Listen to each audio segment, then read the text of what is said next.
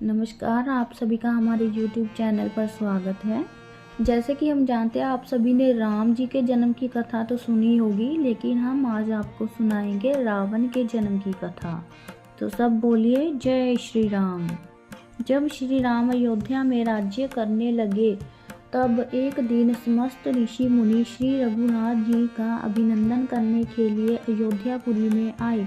श्री रामचंद्र जी ने उनका सबका यथोचित सत्कार किया। वार्तालाप करते हुए अगस्त्य मुनि कहने लगे, युद्ध में अपने आपने जो रावण का संहार किया है वह कोई बड़ी बात नहीं है, परंतु द्वंद युद्ध में लक्ष्मण के द्वारा इंद्रजीत का वध सबसे अधिक आश्चर्य की बात है। यह मायावी राक्षस युद्ध में सब प्राणियों के लिए अवध्य था। उनकी बात सुनकर रामचंद्र जी को बड़ा आश्चर्य हुआ। वे बोले, मुनिवर, रावण और कुंभकर्ण भी तो महान पराक्रमी थे, फिर आप केवल इंद्रजीत मेघनाथ की ही इतनी प्रशंसा क्यों करते हैं? महोदर, प्रहस्त, विरूपाक्ष भी कम वीर ना थे। इस पर अगस्त्य मुनि बोले, इस प्रश्न का देने से पहले मैं तुम्हें रावण के जन्म पर वर प्राप्ति आदि का विवरण सुनाता हूँ। ब्रह्मा जी पुलस्त्य नामक पुत्र हुए थे, जो उन्हें के समान तेजस्वी और गुणवान थे। एक बार वे महागिरी पर तपस्या करने गए। वह स्थान अत्यंत रमणीक था, इसीलिए ऋषियों, नागों, राजर्षियों आदि की कन्याएं वहां क्रीड़ा करने आ जाती थी। इससे उनकी तपस्या में विघ्न पड़ता था। उन्होंने उन्हें वहां आने से मना किया। जब वे नहीं मानी तो उन्होंने शाप दे दिया कि कल से जो लड़की यहाँ मुझे दिखाई देगी वह गर्भवती हो जाएगी। शेष सब कन्याओं ने तो वहां आना बंद कर दिया, परंतु राजश्री तीर्ण बिंदु की कन्या शाप की बात से अनजान होने के कारण उस आश्रम में आ गई और महर्षि की दृष्टि पड़ते ही वह गर्भवती हो गई। जब तीर्ण बिंदु को यह बात मालूम हुई तो उन्होंने अपने कन्या को पत्नी के रूप में महर्षि को अर्पित कर दिया। इस प्रकार विश्वा का जन्म हुआ, जो अपने पिता के समान वेदविद और धर्मात्मा हुआ। महामुनि भरद्वाज ने अपनी कन्या का विवाह विश्वा से कर दिया। उनके वैष्णव नामक पुत्र हुआ, वह भी धर्मात्मा और विद्वान। उसने भारी तपस्या करके ब्रह्मा जी को प्रसन्न किया और यम, इंद्र तथा वरुण के सदृश लोकपाल का पद पाया। फिर उसने त्रिकुट पर्वत पर बसी लंका को अपना निवास स्थान बनाया और राक्षसों पर राज्य करने लगा। श्री राम ने आश्चर्य से पूछा, तो क्या कुबेर और रावण से भी पहले लंका में मांसभक्षी राक्षस रहते थे? फिर उनका पूर्वज कौन था? यह सुनने के लिए मुझे कौतूहल हो रहा है।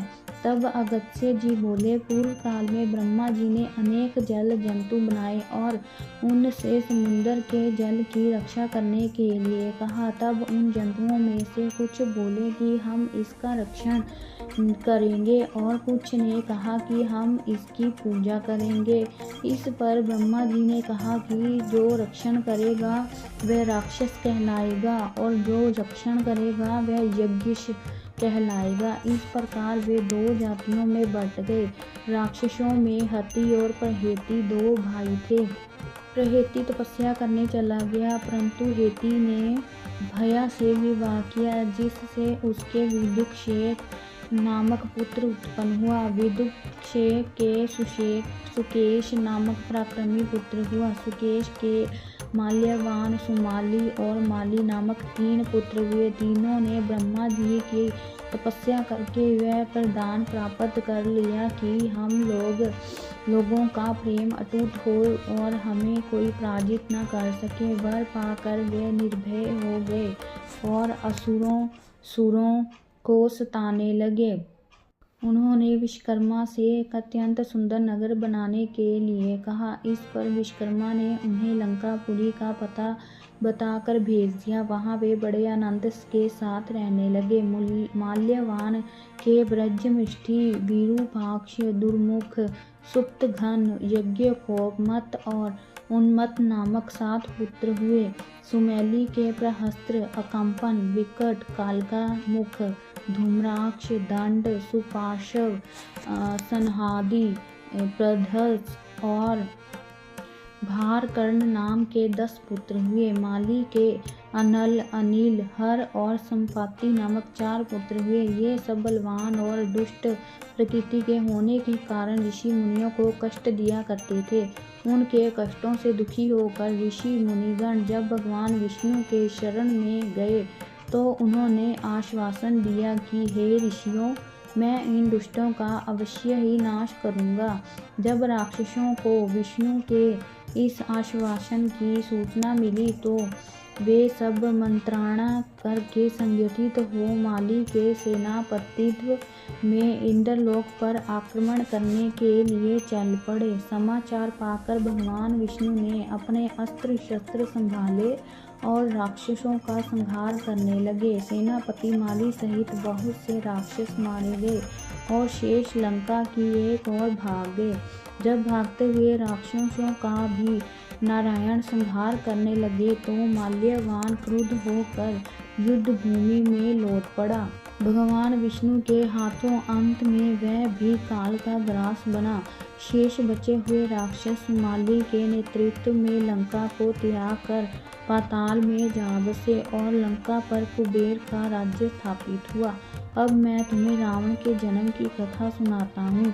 राक्षसों के विनाश से दुखी होकर सुमाली ने अपनी पुत्री कैकसी से कहा कि पुत्री, राक्षस वंश के कल्याण के लिए मैं चाहता हूँ कि तुम परम पराक्रमी महर्षि विश्वा के पास जाकर उनसे पुत्र प्राप्त करो।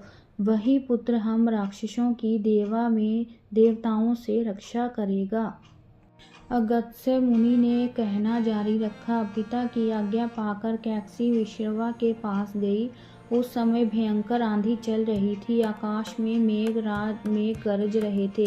कैकसी का अभिप्राय जानकर विश्वा ने कहा, हे भद्रे, तुम इस कुबेले में आई हो। मैं तुम्हारी इच्छा तो पूरी कर दूंगा, परंतु इससे तुम्हारी संतान दुष्ट स्वभाव वाली और क्रूर कर्मा होगी। मुनि की बात सुनकर कैकसी उनके चरणों में गिर पड़ी और बोली कि हे भगवान, आप ब्रह्मवादी महात्मा हैं। आपसे मैं ऐसी दुराचारी संतान पाने की आशा नहीं करती, अतः आप मुझ पर कृपा करें।